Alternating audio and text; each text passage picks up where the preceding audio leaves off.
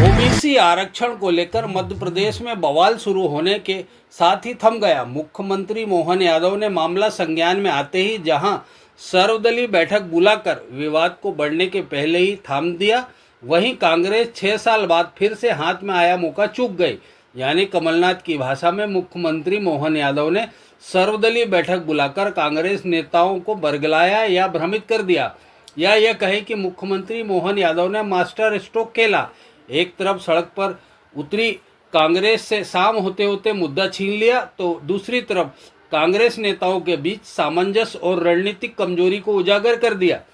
यह मुद्दा मध्य प्रदेश की कुल 48% आबादी को सीधे प्रभावित करने वाला तो था ही, खुद मोहन यादव भी इसी वर्ग से आते, इसलिए मुद्दे पर समय रहते एक्शन नहीं लिया जाता तो विपक्ष के हाथ बहुत बड़ी कामयाबी हाथ लग जाती, जिसे मुख्यमंत्री मोहन यादव ने सूझबूझ से छीन लिया।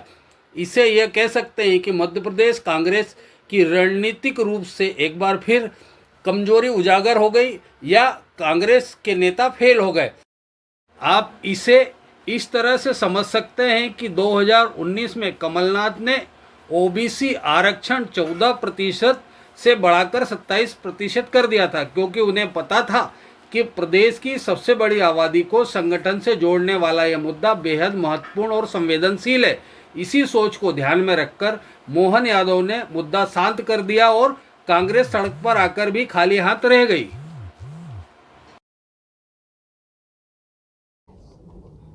सरकार द्वारा आज ये सर्वदलीय बैठक हमारी बुलाई गई थी, जिसमें भारतीय कम्युनिस्ट पार्टी, आप पार्टी, समाजवादी पार्टी, भारतीय इंडियन कांग्रेस, भारतीय जनता पार्टी, हमने सब ने मिलकर के हमारे राज्य के ओबीसी वर्ग के आरक्षण को लेकर के जो सुप्रीम कोर्ट में प्रकरण चल रहा है, जैसा कि हम सबकी भावना है,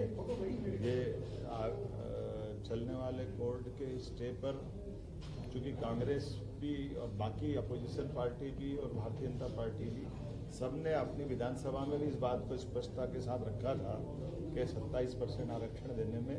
हम यूनानिमस तैयार हैं। तो चूँकि कोर्ट में अलग अलग वकील लड़ रहे हैं, अलग अलग प्रकार से प्रकरण है, लेकिन चूँकि सुप्रीम माननीय न्यायालय ने एक निर्णय लिया कि वो 22 सितंबर से डे टू डे की इसकी हियरिंग करेंगे। ऐसे में डे टू डे की हियरिंग करने में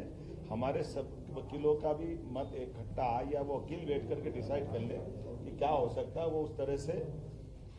अपनी लाइन बनाए। हम सब मिलकर के हमारे जो विधानसभाओं के अंदर अलग अलग हमने सबने अपनी बात का समर्थन दिया था, उसी बात के लिए दोबारा आज हम सब बैठे भी हैं और एक सर्वदलीय संकल्प हमने भी पारित किया है, जिसके आधार पर ये ओबीसी आरक्षण देने के लिए एकजुटता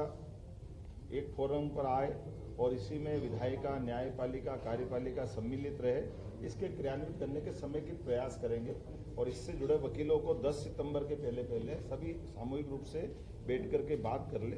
क्योंकि ये बात सही है कि जो हमारे अनहोल्ड